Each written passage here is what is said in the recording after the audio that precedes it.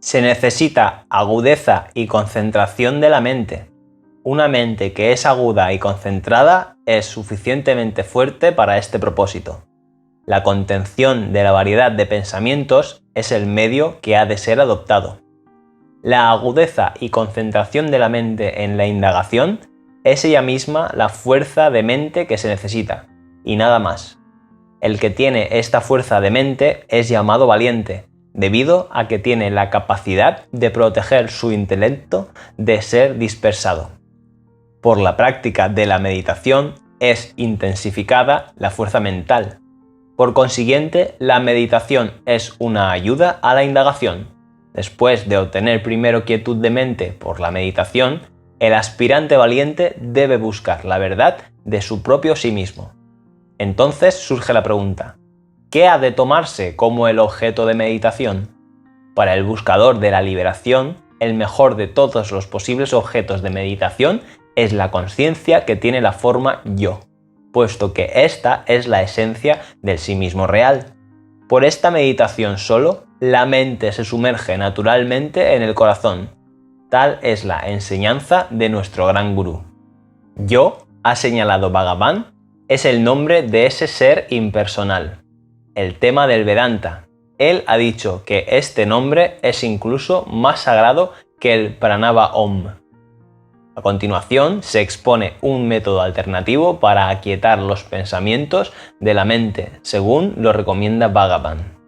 Alternativamente, si el aspirante a la liberación aquieta la mente por puro kumbhaka, retención de la respiración, sin puraka ni rechaka, inhalación y exhalación, y se da así a la indagación, entonces su mente se sumerge en el corazón. El pranayama ordinario consiste en 3 partes: inhalar, puraka, retener el soplo, kumbhaka, y exhalar, rechaka. Pero aquí solo se recomienda la parte del medio, kumbhaka, como un medio de aquietar la mente. Esto puede ser dominado por práctica constante. Esto es llamado Kevala Kumbhaka. El mismo proceso se describe en el Yoga Vasista, como se cita debajo. Bhagavan Vasista ha dicho: si uno separa el cuerpo de uno mismo y permanece en reposo en el propio sí mismo de uno, el cual es conciencia, entonces el sentido del ego de uno perece.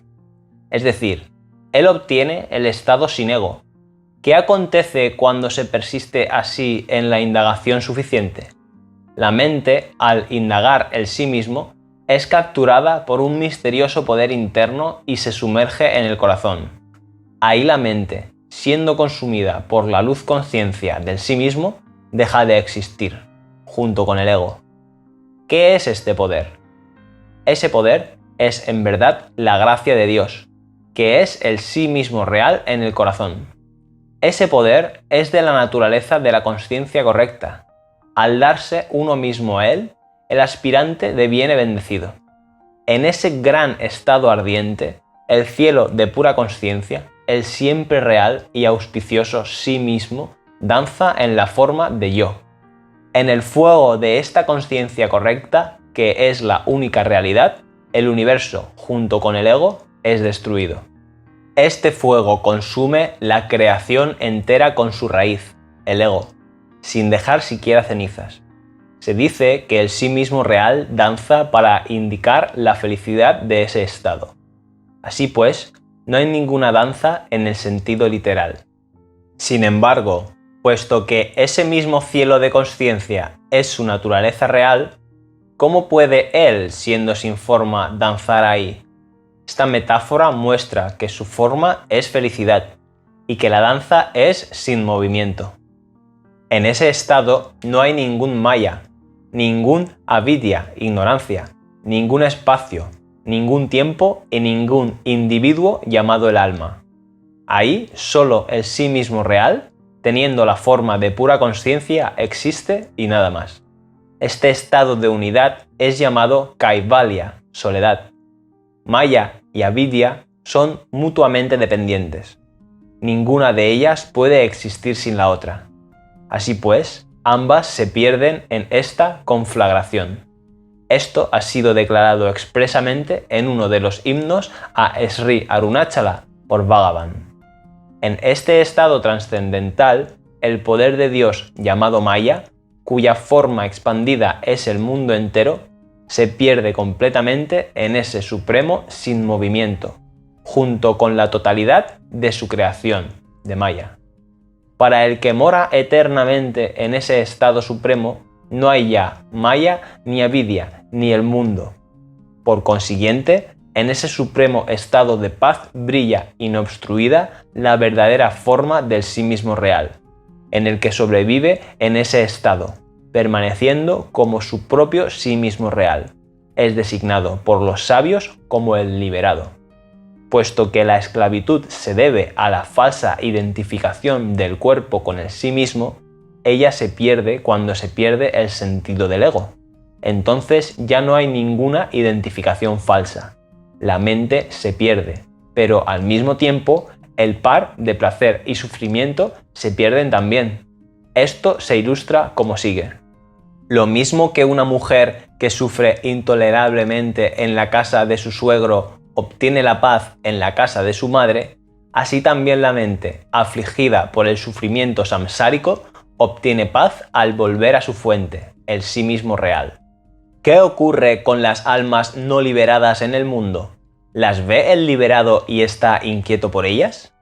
Lo mismo que el hombre que despierta de un sueño y ya no ve más ninguna de las personas soñadas, así también el que ha despertado del sueño de la ignorancia y que por consiguiente es uno con la única realidad, ya no ve a nadie como otro que su propio sí mismo real.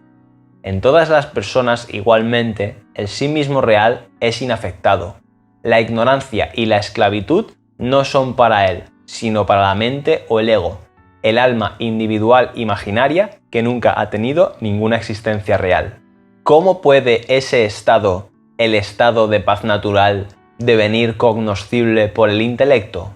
Ese estado del que mora absorbido en la felicidad de ese sí mismo, sin tener ningún conocimiento de otros como diferentes de sí mismo. Lo mismo que ese estado es impensable por el intelecto, así también es el que ha obtenido ese estado y mora eternamente ahí. ¿Cómo puede un hombre comprender por el poder de su propio intelecto al que es libre de mente, sin cuerpo y sin mundo?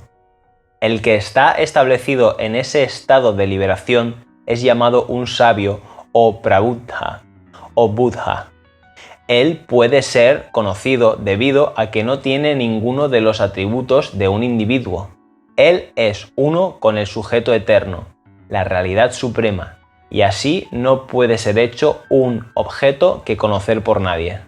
Debido a que eso no tiene ningún signo o característica particulares, la mente no puede pensar en ello, ni las palabras pueden describirlo.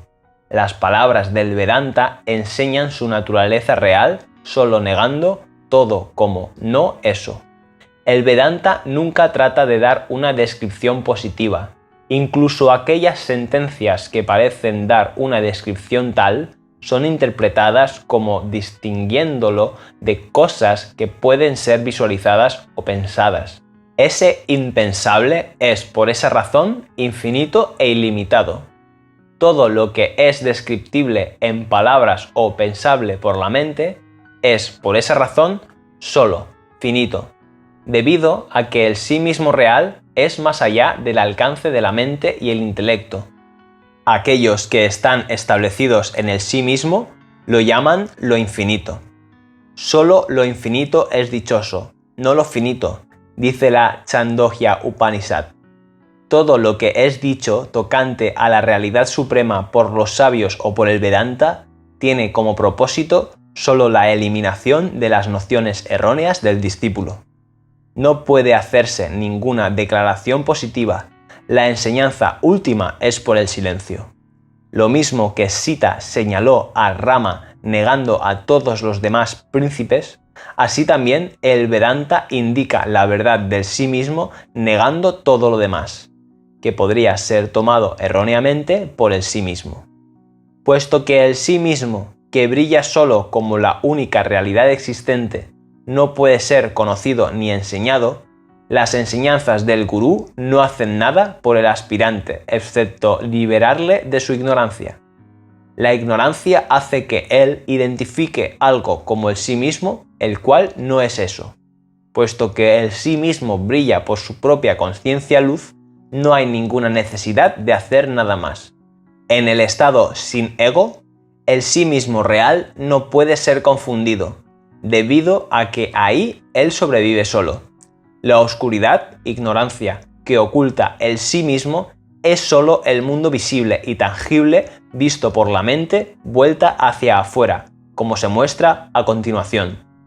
Puesto que el sí mismo, la conciencia misma, está ocultado por la oscuridad, la cual consiste en conocimiento mundano, las enseñanzas del gurú bendicen al aspirante eliminando ese conocimiento ignorante. Para crear un espacio vacío en una habitación, uno solo tiene que eliminar los indeseados trastos que la llenan. De la misma manera, para realizar el sí mismo, no se necesita nada más que la eliminación del conocimiento falso. No necesita hacerse nada más cuando la noción falsa de una serpiente es eliminada. La cuerda real se revela sola. Así también, cuando el falso conocimiento que vela es eliminado, el sí mismo brilla por su propia luz de conciencia. Otro símil, dado por Bhagavan, es expuesto aquí. ¿Cómo puede el sí mismo ser algo que ha de ser obtenido? Desde el punto de vista de la verdad, él nunca se ha perdido. La obtención del sí mismo de la que se habla es solo la muerte del ego, cuya aparición hace al sí mismo como si estuviera perdido. También dice Bhagavan que la verdad es correctamente enseñada solo por el silencio. Esto se explica a continuación.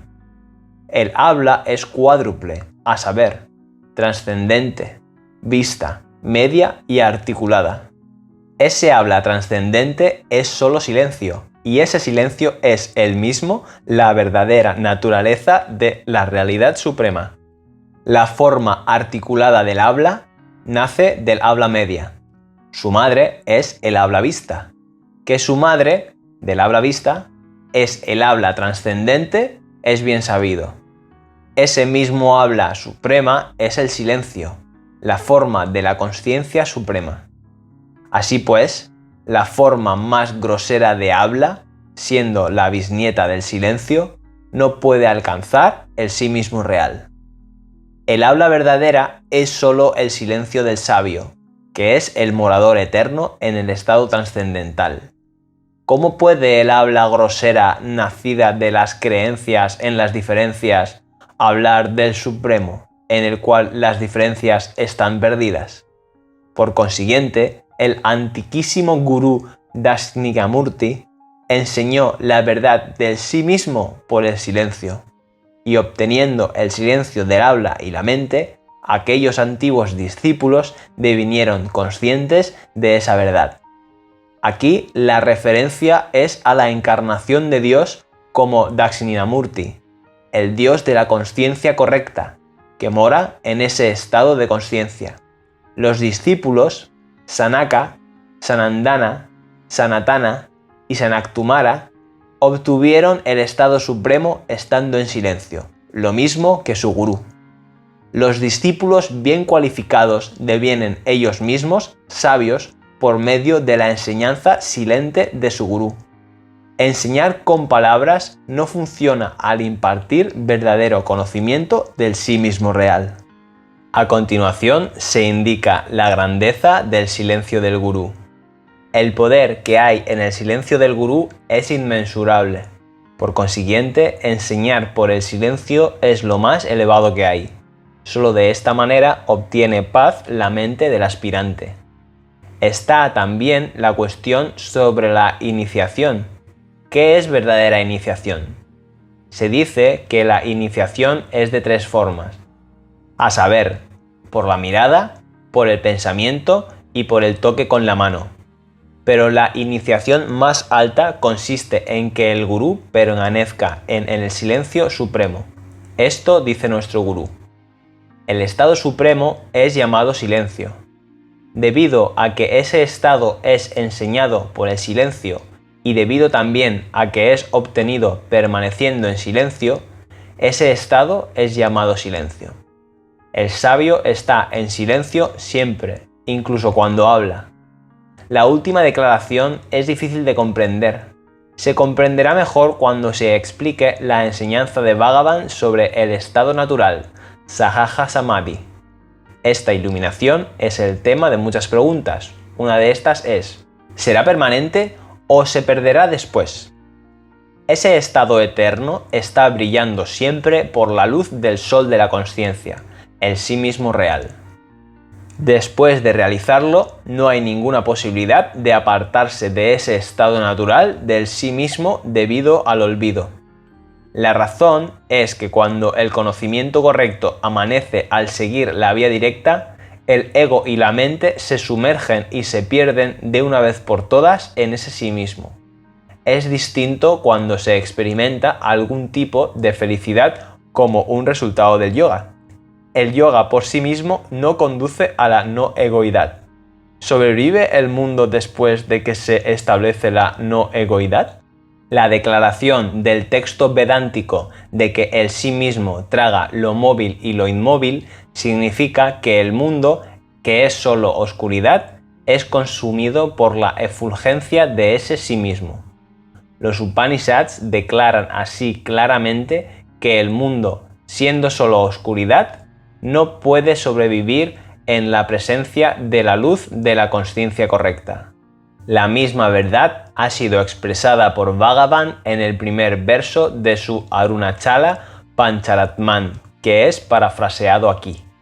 La naturaleza esencial del sí mismo ha sido cantada por Guru Bhagavan en las siguientes palabras: el sí mismo supremo, llamado Arunachalesa, el señor de Arunachala, brilla solo sin un segundo, habiendo tragado este universo aparentemente sólido por su propia consciencia luz.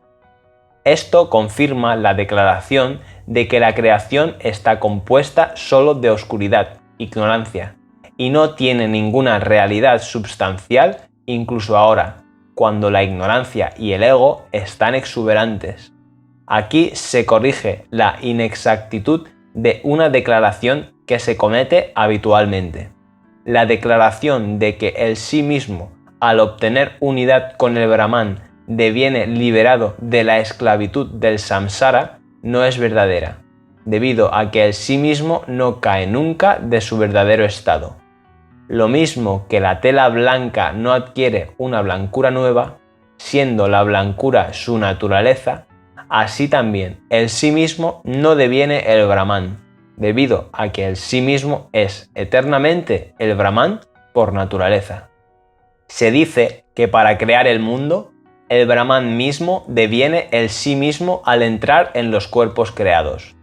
Esto solo significa que el sí mismo no es nunca otro que el Brahman. Ciertas expresiones usadas libremente para designar al sabio son examinadas críticamente a continuación. Comúnmente se usan dos nombres para designar al sabio, a saber, conocedor del Brahman y conocedor del sí mismo. Puesto que el sabio es él mismo el Brahman, así como el sí mismo, ¿cómo pueden ellos devenir conocidos para el sabio? Ninguno de los dos, que son idénticos uno a otro, puede devenir el objeto del conocimiento. El sí mismo, como el sujeto eterno, no es un objeto a ser conocido, y por consiguiente, el Brahman no es un objeto. La incognoscibilidad del Brahman es debida a que es el sí mismo. Así pues, los términos tomados literalmente son inaplicables. ¿Cuáles son entonces sus significados adecuados? Estar libre de la noción yo soy el Brahman es ello mismo el conocimiento del Brahman. Estar libre de la noción de que algo que no es el sí mismo es el sí mismo es el conocimiento correcto del sí mismo. A continuación, se da la razón.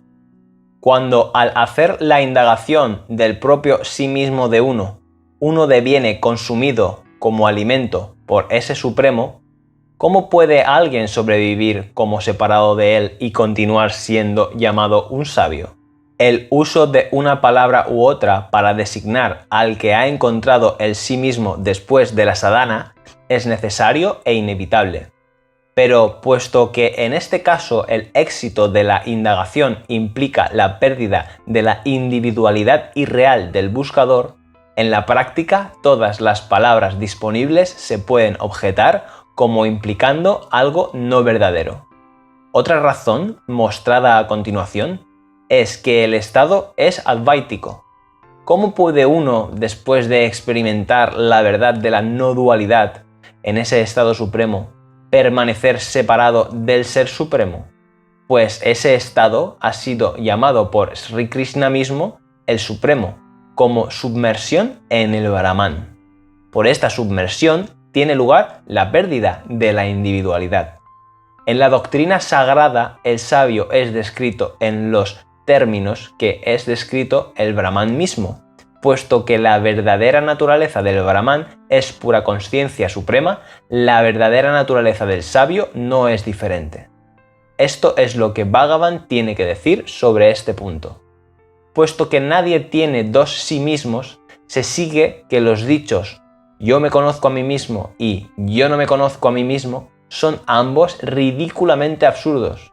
El sí mismo no deviene nunca un objeto que conocer. Tal es la declaración hecha por Bhagavan, Sri Ramana. Puede preguntarse por qué este estado es un estado de no dualidad. La respuesta es la siguiente. Este estado de ser el propio sí mismo verdadero de uno, liberado de todas las sobreimposiciones limitativas, es llamado el estado de no dualidad, debido a que en ese estado la única realidad suprema, el Brahman infinito, no es otro que ese sí mismo. La pregunta incidental es si el estado de no dualidad viene a la existencia por primera vez al final de la indagación, o ha estado existiendo siempre. El estado del sí mismo real no dual, experimentado por el sabio que tiene el estado supremo, no es el fruto de la práctica de la sadhana. Es la naturaleza eterna de ese sí mismo. Seguidamente se declara y se discute el siguiente punto de vista sostenido por algunos. Algunos dicen que esta dualidad permanece real mientras uno está entregado a la práctica de la sadhana, pero que cuando la meta es alcanzada, la no dualidad viene a ser por la extinción de la dualidad.